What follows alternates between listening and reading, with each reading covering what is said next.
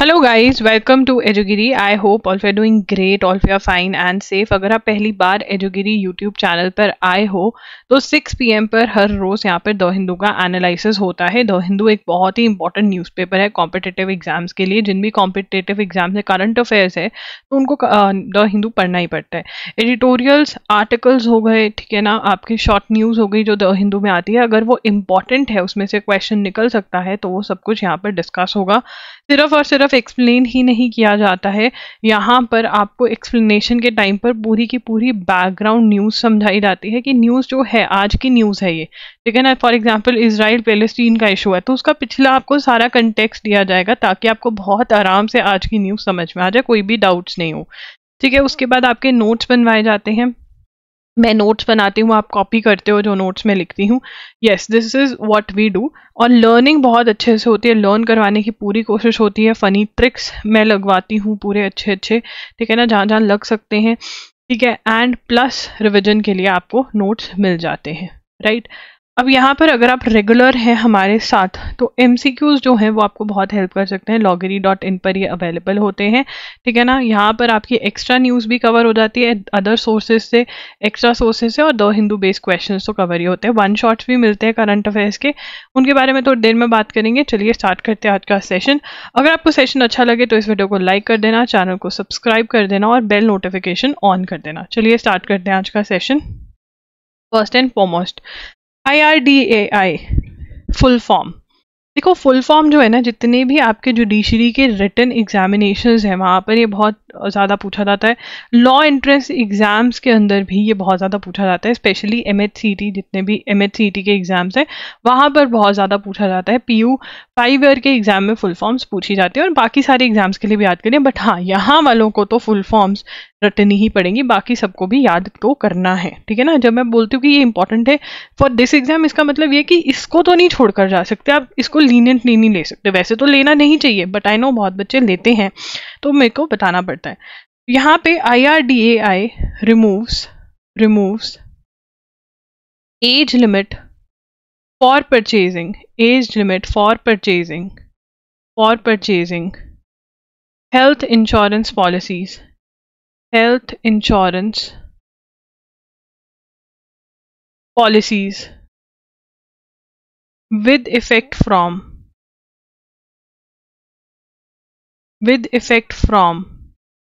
1st April, ठीक है ना।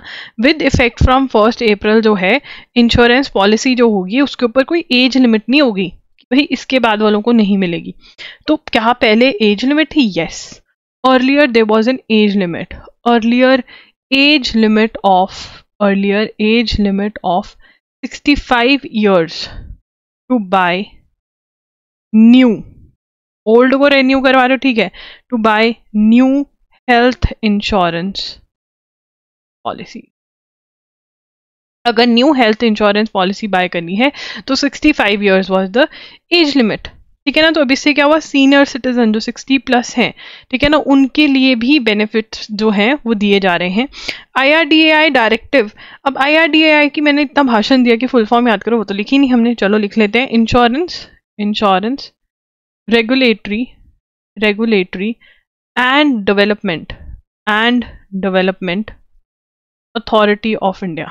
ओहो, ये लिखने की जगह नहीं, मैं यहाँ पे लिख रही हूँ, तुम थोड़ा नीटली लिखना, अथॉरिटी ऑफ इंडिया। तो IRDAI जो है, earlier age limit of 65 years to buy new health insurance policies, अब जो है there is no age limit, कोई भी प्रोवाइड कर सकते हैं। यहाँ पे कहने स्पेशलाइज पॉलिसी लेकर आओ जिससे सीनियर सिटीजन्स को फायदा मिले, उनके क्लेम्स और ग्रीवियंसेस जो है। इंश्योरेंस क्या होती है? अच्छा, ये तो हम भूल ही गए, बहुत को नहीं पता होगा, विच इज फाइन। इंश्योरेंस क्या होती है? इंश्योरेंस कंपनी सुनी होंगी आपने, LIC बहुत पुरानी है, अब तो ICICI, लोम्बार्ड, कितनी आ गई है, स्टार, ठीक है, इतनी इंश्योरेंस पॉलिसीज हैं। अब इसके अंदर क्या होता है, आप प्रीमियम भरते हो, प्रीमियम मतलब कुछ पैसा देते हो। मान लो आप 8,000 रुपये भर रहे हो, ठीक है ना, साल का। बहुत सारे लोग भर रहे होंगे 8,000। अब हर कोई तो एक साल में बीमार नहीं पड़ेगा ना, तो उसमें आपको वो कवर दे देते हैं कि बेटा भाई 8,000 में ना आपको 20 लाख रुपए का कवर मिल जाएगा, ठीक है ना। 20 लाख का कवर मतलब कि अगर आप बीमार होते हो तो 20 लाख तक का खर्चा हम पे करेंगे। दैट इज इंश्योरेंस पॉलिसी, ठीक है, और भी बहुत सारी चीज़ें होती हैं इसमें, तो दैट इज इंश्योरेंस पॉलिसी। तो इंश्योरेंस पॉलिसी में पहले जो 65 प्लस होते थे वो न्यू इंश्योरेंस पॉलिसी नहीं ले सकते थे। देखो ये रेन्यूअल होता है, आप पहले से लेकर बैठे हो, 65 के बाद भी वो रेन्यूअल करते रहेंगे, ऐसा कुछ होता होगा, I am not clear about it, but हाँ जो पुराना चल रहा था वो चलता रहता है हिसाब किताब, बट कोई 65 के बाद न्यू नहीं ले सकता था। बट अब जो है there is no age limit. ये किसने बोला है? IRDAI ने। किसने बोला है? IRDAI ने। दैट इज इंश्योरेंस की बात हो रही है, रेगुलेट करता है इंश्योरेंस को, ऐसे याद करेंगे, रेगुलेट करता है, रेगुलेटरी, ठीक है ना, डेवलपमेंट, इसको डेवलप कर रहा है, इंश्योरेंस को बढ़ावा दे रहा है, तभी age limit. Development authority of India, हो गया याद? हो गया याद? किस किस को याद हो गया? Insurance regulatory development authority of India, हो गया याद? ठीक है जी। It adds that the move will enhance the accessibility and affordability of insurance, health insurance coverage. The IRD is an autonomous and statutory body responsible for managing insurance sector. ये manage करता है। तो यहाँ पर हम ये लिख लें, IRD क्या है? IRDAI क्या है? Is autonomous. ऑटोनॉमस का क्या मीनिंग होता है? मैंने तुम्हें 3600 बार समझा दिया ऑटोनॉमस का मीनिंग। जो पुराने बच्चे हैं ना उनको याद होना चाहिए, अंडरलाइन करके ऊपर इंडिपेंडेंस लिख लो ऐसे। और यार तुम अपने नोट्स भी भेजो मुझे, ये वाले बैच के मैंने नोट्स ही नहीं देखे हैं, ठीक है? Send me your notes on Instagram @IamLogri, एजुगिरी, लॉगरी या एजुगिरी किसी भी अभी भेज सकते हो, ठीक है? And statutory body, statutory, statue मतलब एक्ट के अंदर। स्टैचू का मतलब क्या होता है? स्टैचू का मतलब कि किसी एक्ट में, किसी लॉ के अंदर बोला गया है कि भैया ये होगी, किसी एक्ट के अंदर बोला गया। अगर कॉन्स्टिट्यूशन में बोला तो उसको क्या बोलते हैं? Constitutional body. ये एक्ट के अंदर बोला गया है तो स्टैट्यूटरी बॉडी, क्योंकि एक्ट को क्या बोलते हैं? एक्ट को स्टैचू भी बोलते हैं, ठीक है? जो लॉ होता है ना उसको स्टैचू भी बोलते हैं, ठीक है ना? वो बॉडी सेटअप करिए to protect the interest of policy holders. तो इंश्योरेंस पॉलिसी होल्डर्स है उनके इंटरेस्ट को प्रोटेक्ट करने के लिए IRDA बनाई जा रही है, स्टैट्यूटरी बॉडी है ये, ठीक है? अब ये बहुत इंपॉर्टेंट क्वेश्चन है कि भाई कौन सी बॉडी, कॉन्स्टिट्यूशनल, स्टैट्यूटरी, ये आपको पता होना चाहिए कि भाई स्टैट्यूटरी बॉडी है। चले आगे। Indian Navy conducts mega exercise along east coast. नाम क्या एक्सरसाइज का? पूर्वी लहर। कौन सी लहर? अपूर्वा, पूर्वा, अपूर्वा लड़की का नाम पूर्वी, हिंदी में इसको कहते हैं पूर्वी, ठीक है? पूर्वी लहर। कौन सी लहर? पूर्वा की लहर, अपूर्वी लहर। क्या है ये? Indian Navy. किसने? Indian Navy conducts. Indian Navy, देखो आर्मी ने नहीं कंडक्ट करी, ये कंट्री टू कंट्री एक्सरसाइज नहीं है, ये एक एक्सरसाइज है नेवी की, ठीक है? Indian Navy conducts mega exercise along east coast. East coast के साथ में क्या किया इंडियन नेवी ने? एक बड़ी सारी एक्सरसाइज कंडक्ट करी है। The Indian Navy on Saturday carried out an extensive exercise along the east coast as part of the efforts to check its preparedness. क्या करना था? check its preparedness, देखना था कि भैया हम कितने prepared हैं, are we prepared or not? जैसे तुम mock test लगाते हो वैसे, to check your preparedness to meet any maritime security challenges, participation of ships, submarines, aircraft, ठीक है? अंडर, ठीक है? ये कौन सी? Indian Navy conducts on east coast under operational control of the flag, operational control of flag so and so वाजिंग to validation of procedures, ये सब कुछ। तो यहाँ पर अगर मैं क्वेश्चन तुमसे पूछूं, पूर्वी लहर किसने कंडक्ट करी? क्या थी ये?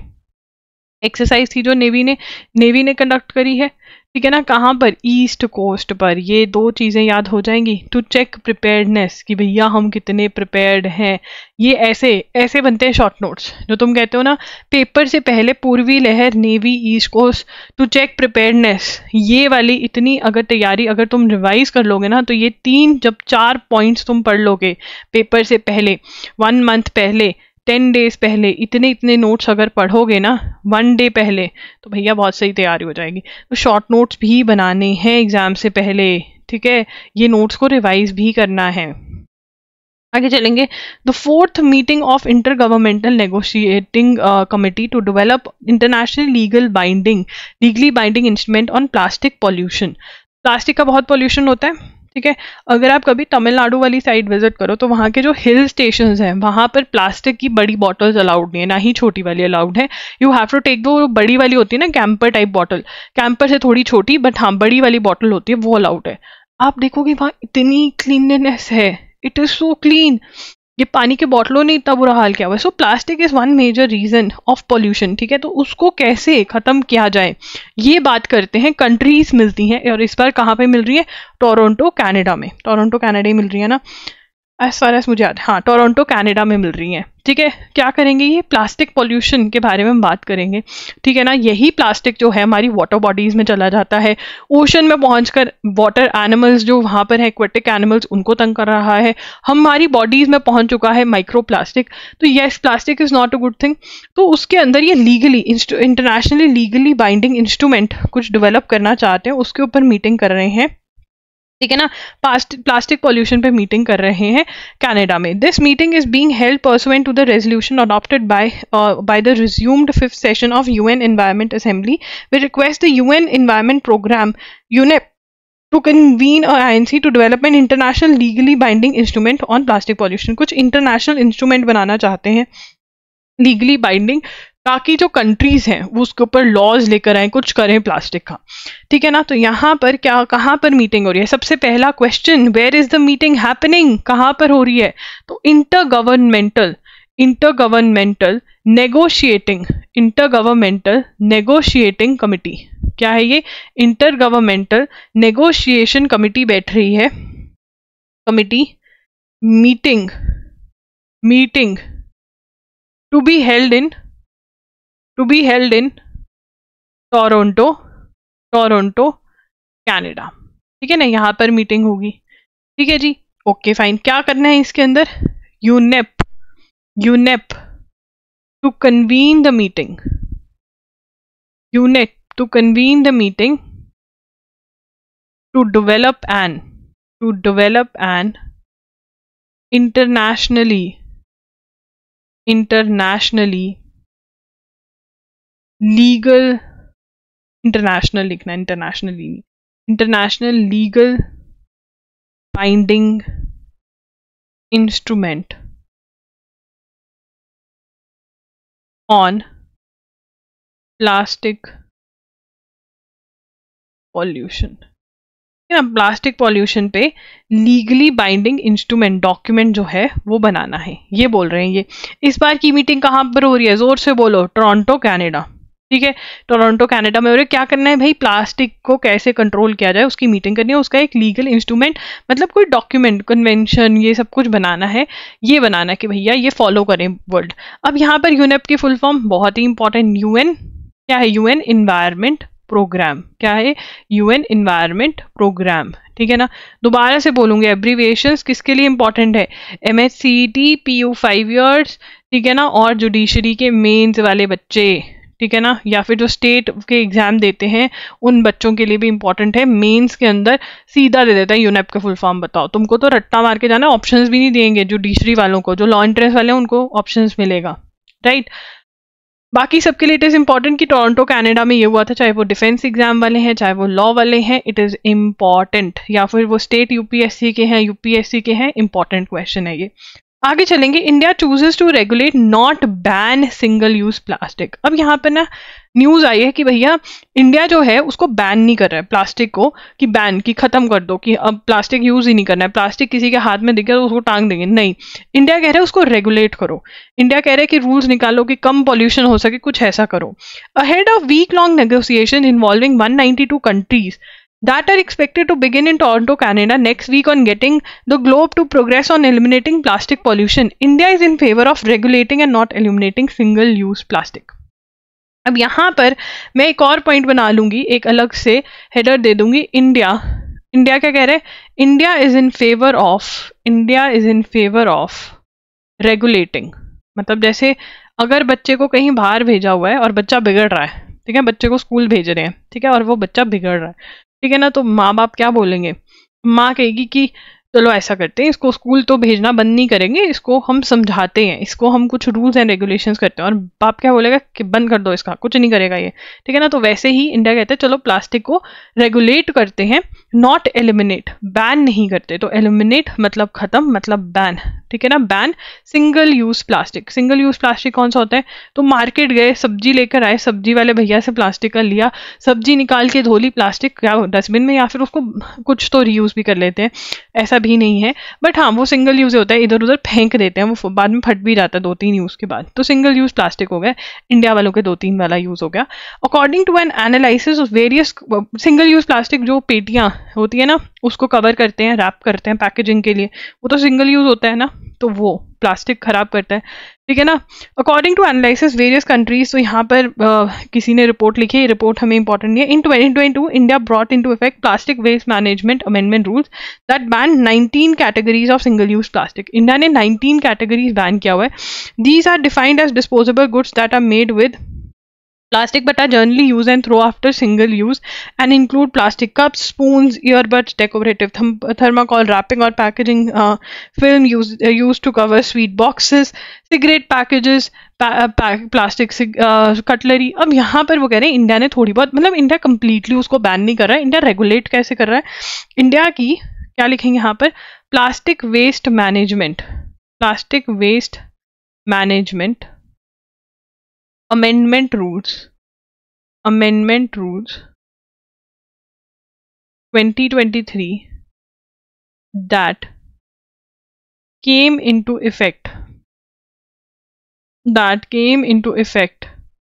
in 2022 and 19 categories, ये important है, 19 categories of single use plastic, ठीक है ना। 19 categories of single use plastic हमने बैन किया कुछ, ठीक है ना।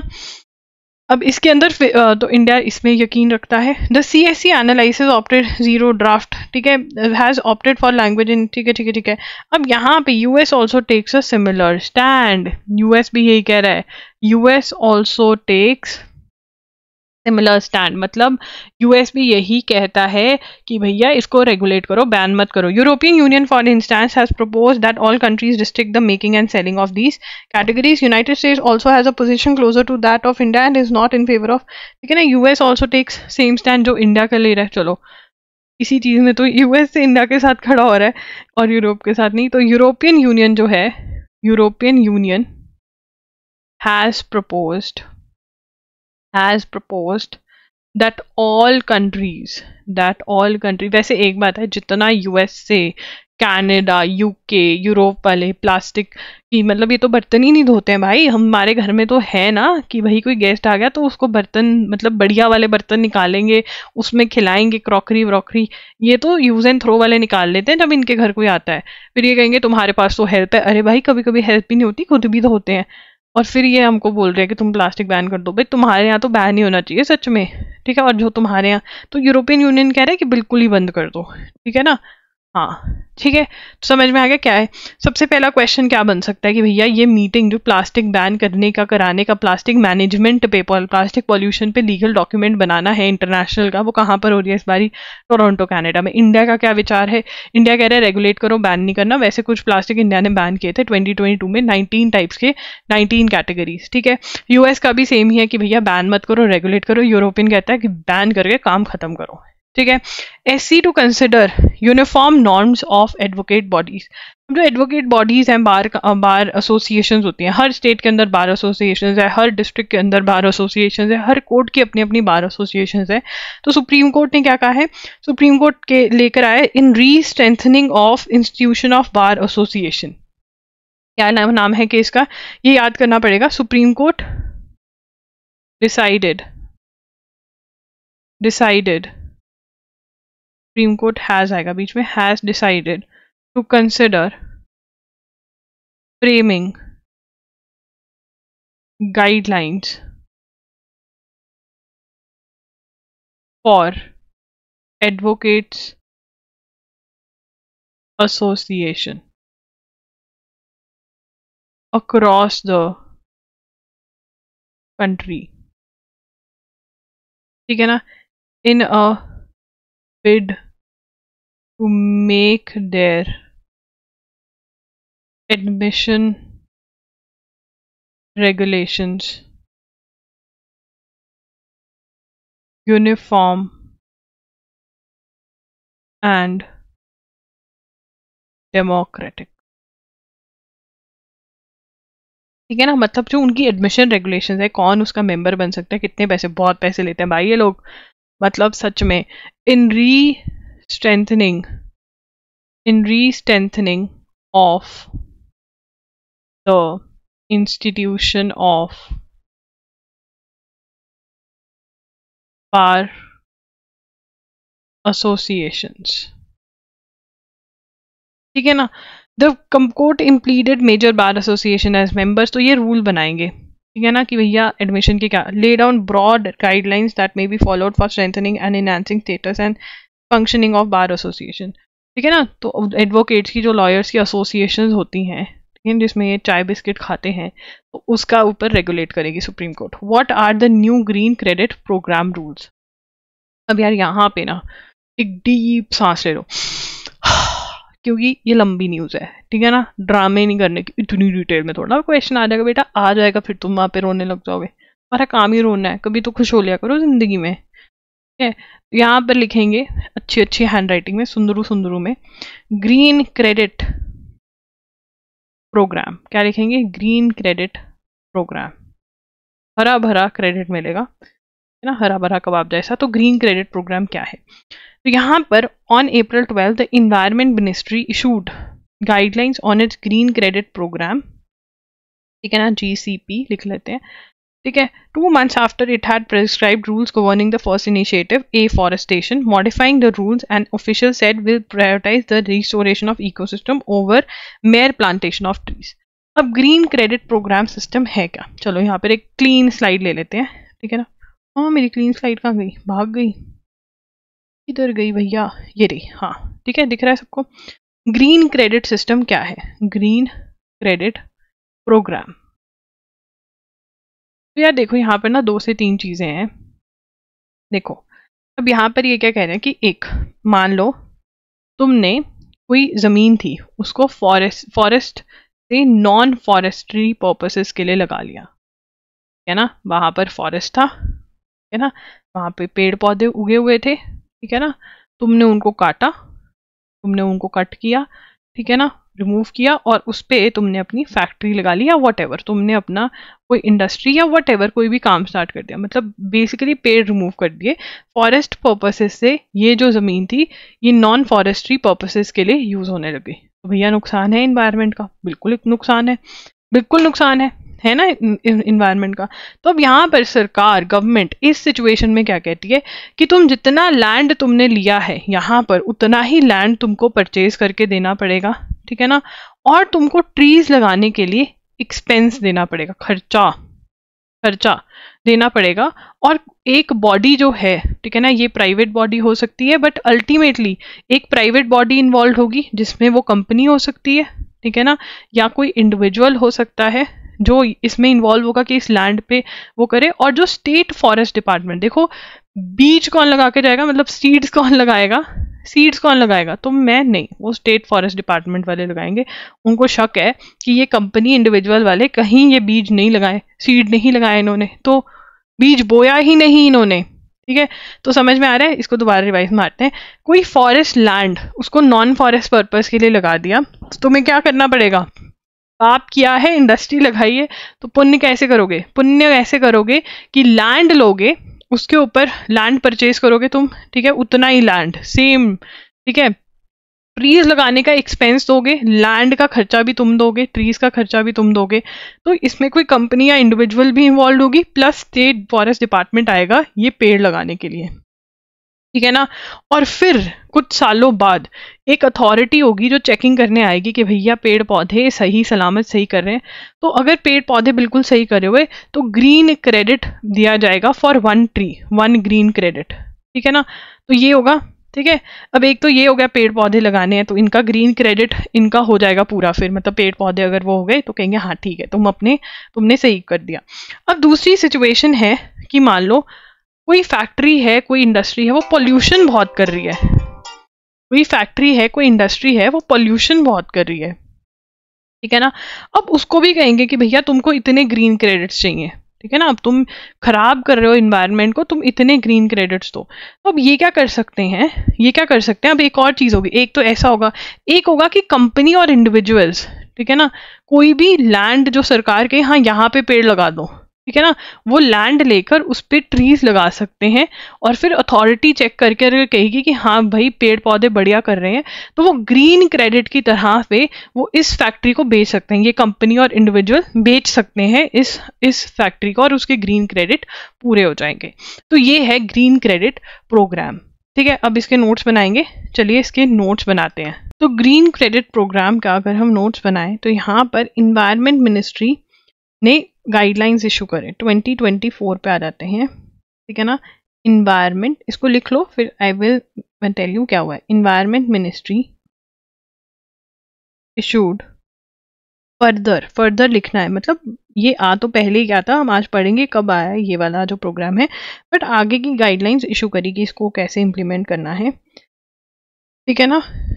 ठीक है, तो इन्होंने क्या बोला, prescribe rules governing first initiative, guidelines prescribing rules governing the first initiative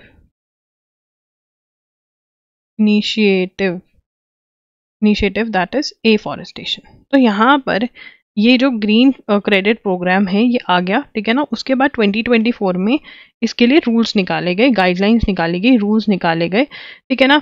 अब इसके अंदर और एम क्या सेट किया गया, एम क्या सेट किया गया, एफॉरेस्टेशन का, that is to plant trees, to plant more trees, की और पेड़ पौधे जो हैं वो उगाए जाएं, टू प्लांट मोर ट्रीज, ठीक है ना। एफॉरेस्टेशन हुआ। अब यहाँ पर इन्होंने कहा कि नहीं, हमें एफ विल प्रायोरिटाइज, ठीक है ना। Official said modifying the rules, modifying मतलब चेंजिंग द रूल्स। इन्होंने मॉडिफाइंग द रूल्स मतलब चेंजिंग द रूल्स, अंडरलाइन करके चेंज लिखेंगे, ठीक है ना। चेंजिंग द रूल्स, इन्होंने क्या कहा कि एफॉरेस्टेशन पे नहीं, हम इकोसिस्टम पे फोकस करेंगे over mayor planting of trees. अब इसका मतलब क्या है, इकोसिस्टम पे इन्होंने रूल्स निकाले, इन्होंने कहा एफॉरेस्टेशन करेंगे मतलब पेड़ पौधे लगाओ, क्या कहा कि पेड़ पौधे लगाओ, एफॉरेस्टेशन करेंगे, बट यहाँ पर इन्होंने क्या कहा कि इकोसिस्टम पे काम करेंगे। इकोसिस्टम पे काम करने का मतलब क्या होता है, बताओ इकोसिस्टम का काम, organisms that their physical environment, ecosystem is a community of organisms and their physical environment interacting together, मतलब जितना भी environment है आपस में जो को एग्जिस्ट करते हैं, पेड़ पौधे, लिविंग नॉन लिविंग थिंग्स, उसको इकोसिस्टम कह रहे हैं। और वो कह रहे हैं कि हम इन सब पे ही फोकस करेंगे, सिर्फ पेड़ पौधे लगाने में नहीं फोकस करेंगे, ठीक है। तो पहले तो ये क्वेश्चन आ सकता है। उसके बाद एफॉरेस्टेशन का मतलब होता है पेड़ पौधे लगाना। The programme was officially unveiled in October 2023, तो ये तो आज की ही बात है। अब हम चलते हैं पीछे 2023 में, ठीक है ना। प्रोग्राम ऑफिशियली कब आया, प्रोग्राम अनवेल्ड इन अक्टूबर 2023 में, and its provenance in mission life principle frequent, ठीक है ना। तो मिशन लाइफ के थ्रू ये आया। Its goal is to lay an emphasis on sustain, reduce waste, improve the nature. The GCP programme presents itself as an innovative market based mechanism, ठीक है ना।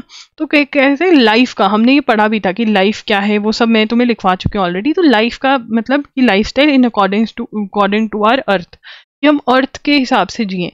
ऐसा नहीं है कि जो हमको चाहिए हम वो लें। अगर हमें पता है कि कोई चीज़ हमको नहीं चाहिए, बस हम अपना मन रखने के लिए उसको बाय करें और हमें पता है वो अर्थ को हार्म करेगी, तो हम नहीं लेंगे, तो बढ़िया रहेगा, right. Under this individual organisation, companies public and private would be encourage to invest in sectors ranging from afforestation. अब इसके अंदर क्या होगा, ठीक है। GCP programme presents innovative voluntary actions for environmental conversation नहीं, कंजर्वेशन। तो यहाँ पर क्या होगा, अब ये हम लिख लेते हैं दोबारा से, ठीक है। Under this individuals, organizations and companies, public and private,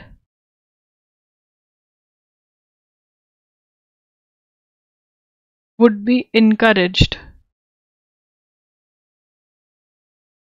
to invest in sectors ranging from afforestation, water conservation,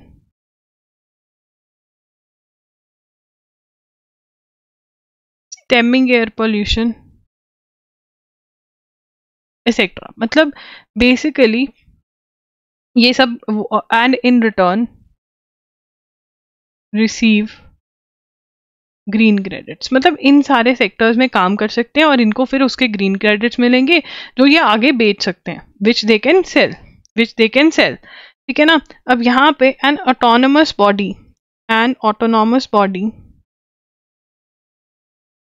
of ministry, Indian Council of forestry Research and Education,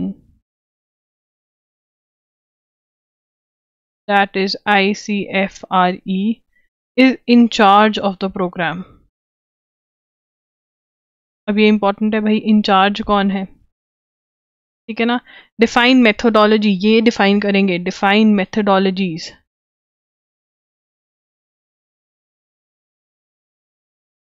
to calculate green credits that result from the activities.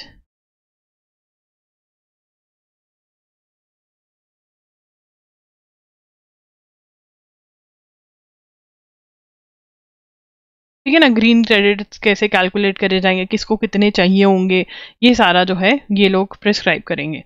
In February the ministry prescribed the rules governing the first of these initiatives, afforestation में आए उसको change कर दिया, ठीक है ना।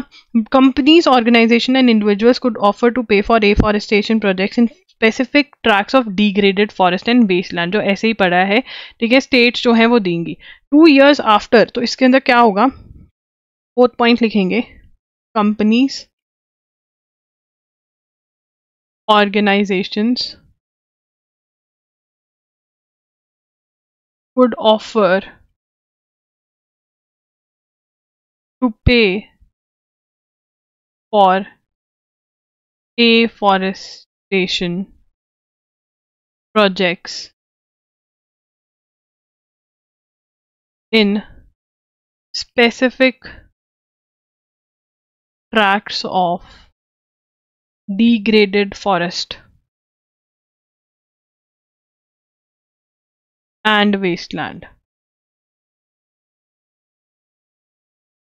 ठीक है ना। कंपनीज जो है कि हम पे करते हैं, हम मतलब हमको दे दो, obviously they will have to pay for the companies organise could offer to pay for afforestation projects, कि हम पे कर देंगे एफॉरेस्टेशन प्रोजेक्ट्स के लिए, ठीक है ना, ठीक है ना। बट यहाँ पर एक्चुअल ट्री प्लांटिंग, जो ट्री प्लांटिंग है वो कौन करेगा, बट केयर वगैरह जो है ये कंपनीज करेंगे। Actual tree planting would be carried out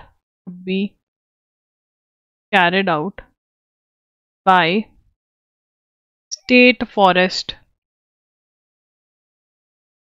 departments. जो स्टेट फॉरेस्ट डिपार्टमेंट्स हैं वो एक्चुअल प्लांटेशन जो है वो कैरी आउट करेंगे 2 years आफ्टर, 2 साल बाद जब वो पेड़ उगा दिए जाएंगे, after planting and following an evaluation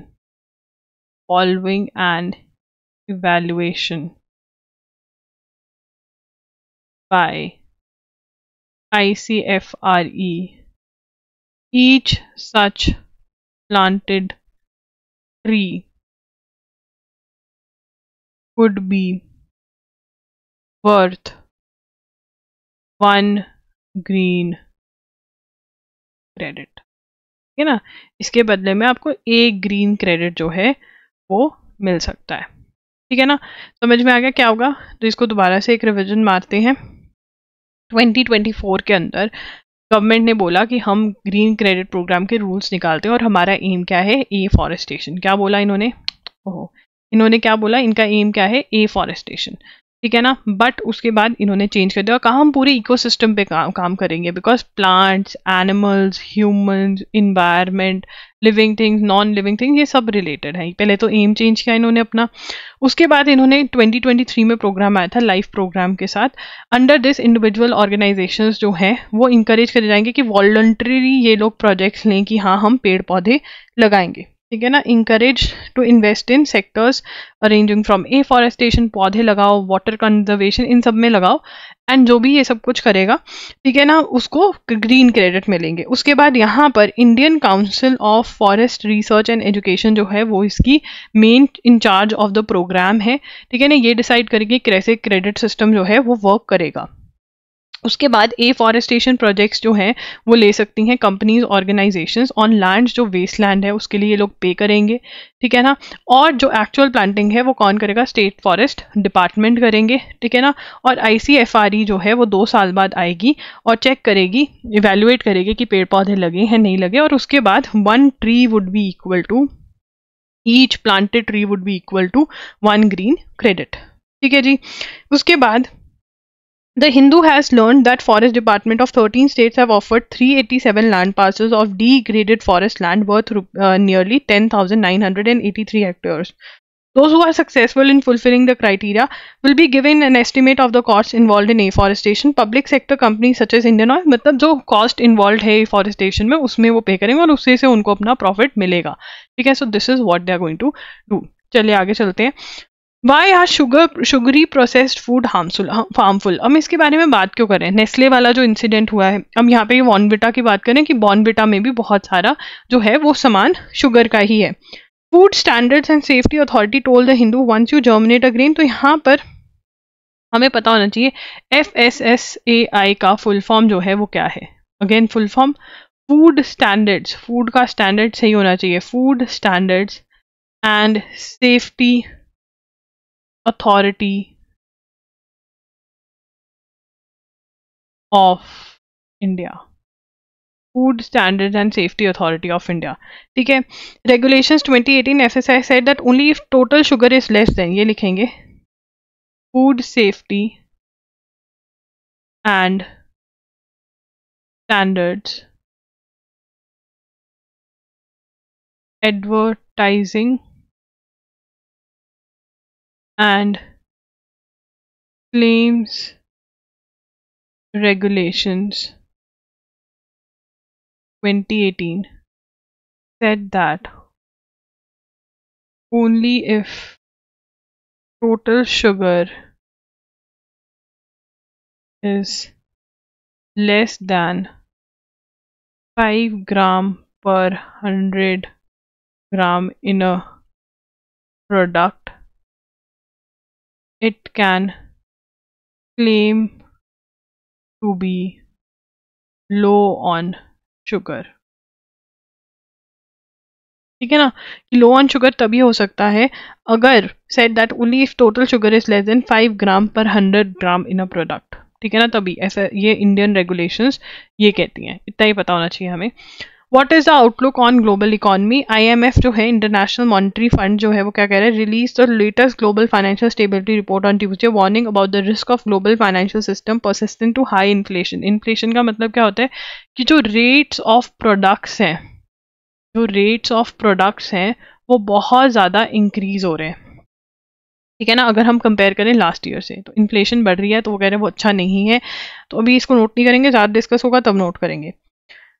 अब यहाँ पर हम बात करेंगे, बड़ा ही इंपॉर्टेंट है ये भी, इलेक्शन कमीशन के बारे में, इलेक्शंस के बारे में बात करेंगे। फर्स्ट इलेक्शन कब हुआ, फर्स्ट इलेक्शन कमिश्नर कौन थे, ये सब क्वेश्चंस यहाँ पर हमारे कवर होने वाले हैं। Very important. It was the best of the times, it was the worst of times. वो कह रहे हैं हमें ही पता बेस्ट था वर्स्ट था। The year was 1951। On one hand was a nation basking in its newly independent status. On the other hand, the people ravaged by partition. The new nation though, ठीक है। इलेक्शन कमीशन कब establish हुआ? Election commission जो establish हुआ, election commission of India, that is ECI, established on 25th January 1950। सबसे पहला question क्या है, when was ECI, that is election commission of India established. Election commission of India कब establish हुआ था? Election commission of India establish हुआ 25 जनवरी 1950 को। ठीक है जी, बहुत बढ़िया। उसके बाद ठीक है, which was then headed by a single person. India's first chief commissioner was लिख लेंगे, India's first chief election commissioner कौन था? फर्स्ट चीफ इलेक्शन कमिश्नर कौन था? सुकुमार सेन। कौन था?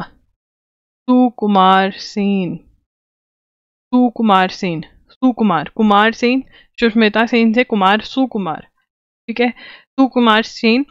सुथेन possibly the toughest task on his hand, electoral largely illiterate नीसेन। ठीक है, पहली बार इलेक्शंस कमिट करने थे। ठीक है ना, यहाँ पे but the new democracy we decided to give universal suffrage to all above. Universal suffrage किसको दिया गया है? Universal suffrage to all above 21 years of age। ठीक है ना, whoever above the age of 21 years, उनको यूनिवर्सल एडल्ट फ्रेंचाइज दिया गया। ठीक है ना, यूनिवर्सल एडल्ट फ्रेंचाइज का मतलब राइट टू वोट किनको दिया गया? जो 21 साल से ऊपर के थे, 21 years, ऑल अबव 21 years। ठीक है ना, और ये जो अमेंडमेंट हुई, अब तो 18 साल की है वोटिंग एज, तो 61st constitutional amendment. Voting as अभी आज के दिन में इंडिया में क्या है? 18 के कंप्लीट हो चुके हो, then you can give constitutional amendment act in 1988। This is important, इस बार इलेक्शंस हो रहे हैं, which reduced the minimum voting age from 21 years to 18 years। 21 साल से 18 साल कर दी क्या वोटिंग एज। कब हुई? 1988 में 61st कॉन्स्टिट्यूशनल अमेंडमेंट से। ठीक है ना, first general election from 1951 to 1952 and 17.5 crore Indians ने वोट किया था उस टाइम पे। ठीक है, आगे चलेंगे। The ECI stepped in and then chief election commissioner LN Shakdher propose the EVM in 1977। उसके बाद क्या आई? EVM का दौर आया। कौन सा दौर आया? Sorry for the burp. EVM का दौर आया। मुझे कोई EVM की फुल फॉर्म बता दो। EVM की फुल फॉर्म बता दो। Electronic voting machine. EVM की फुल फॉर्म क्या है? Electronic voting machine. ठीक है, इलेक्ट्रॉनिक वोटिंग मशीन। ठीक है, चलो लिखते हैं इसको, इलेक्ट्रॉनिक वोटिंग मशीन। तो electronic voting machine full form है, ये कब आई? ठीक है, किसने सुजेस्ट करी? Suggested stepped in and then chief election commissioner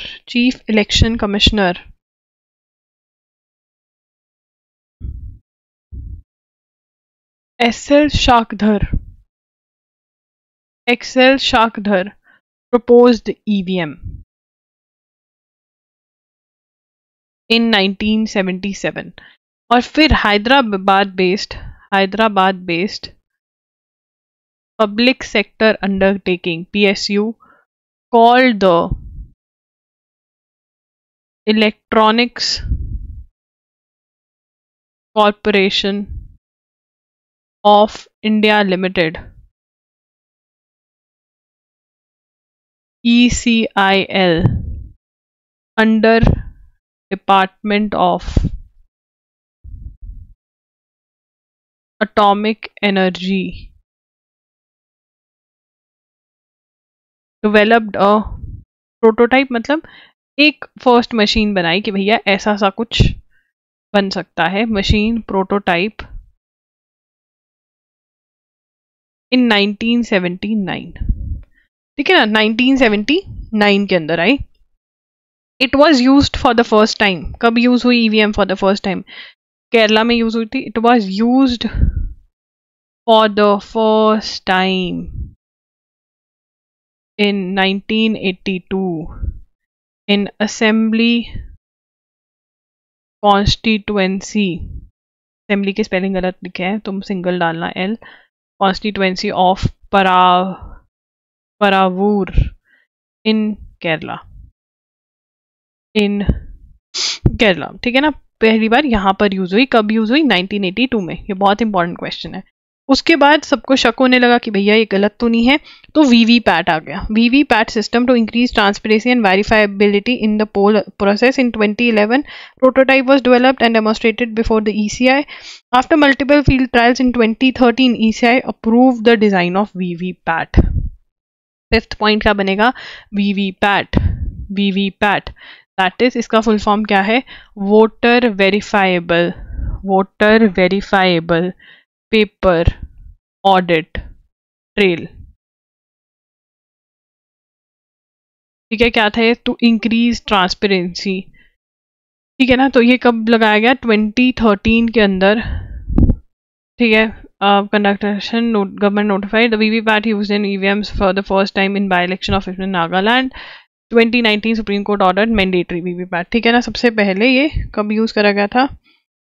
Nagaland में, यूज्ड इन नागालैंड इलेक्शंस, ठीक है ना, नागालैंड इलेक्शंस में। और फिर 2019 में सुप्रीम कोर्ट ने कह दिया कि भैया इसको supreme court ordered mandatory, mandatory VVPAT verification be raised from 1 to 5 polling booths in each assembly segment। ठीक है जी, ठीक है। उसके बाद another significant event voting to this, ठीक है, however the most defining TN Session। अब यहाँ पर एक और चीज आई, जो वोटर कार्ड आईडी है वो कौन लेकर आया था? नहीं, ये मॉडल कोड ऑफ कंडक्ट लेकर आए पहले। अच्छा ठीक है, मॉडल पहले ना, फिर इनका ही नाम लिख देते हैं बिकॉज इन्होंने बहुत कुछ किया है, TN Session जी ने, ठीक है ना। सबसे पहले ये क्या लेकर आए? ये लेकर आए model code of conduct, model code of conduct, कि भैया ये नहीं कर सकते इलेक्शन के टाइम पे कोड ऑफ कंडक्ट, ठीक है ना, MCC, ठीक है ना। Originated in Kerala, originated in Kerala in 1960, ठीक है ना। was circulated in for the first time under the signature of this in this before the midterm polls of legislative assembly according to leap of faith a book, ठीक है ना। तो इन्होंने ही start किया मॉडल कोड ऑफ कंडक्ट, और इन्होंने TN Session ji ने ही electors photo identity, electors photo identity card भी स्टार्ट किए। मतलब फोटो आइडेंटिटी कार्ड तक कोई और नहीं आ सकता, तो एपिक स्टार्ट किया, इन्होंने ही स्टार्ट किया था epic. Were introduced in 1993, were introduced in 1993, ठीक है। और इसी वजह से इनको सरकार ने रिमूव भी कर दिया था और इनको रिप्लेस किया था MS Gill and GVC Krishnamurthy ने। He was replaced, right, because of this। उसके बाद the launch of electronic voter card happened 2021 में। लॉन्च ऑफ क्या हुआ? Launch of electronic electoral photo identity card, EPIC आ गया। क्या आ गया? एपिक आ गया। क्या आया? एपिक, ठीक है ना। और अब जो इस बारी नया आया है वो क्या है? Home voting, home voting for people with disabilities,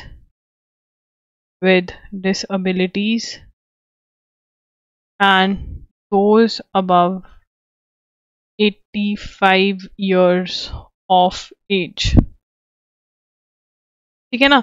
तो घर से वोट कर सकते हैं कौन? जो डिसेबल्ड हैं, ठीक है ना। 40% डिसेबिलिटी चाहिए इसमें, और जो हुआ above the age of 85 years वो घर से वोट कर सकते हैं।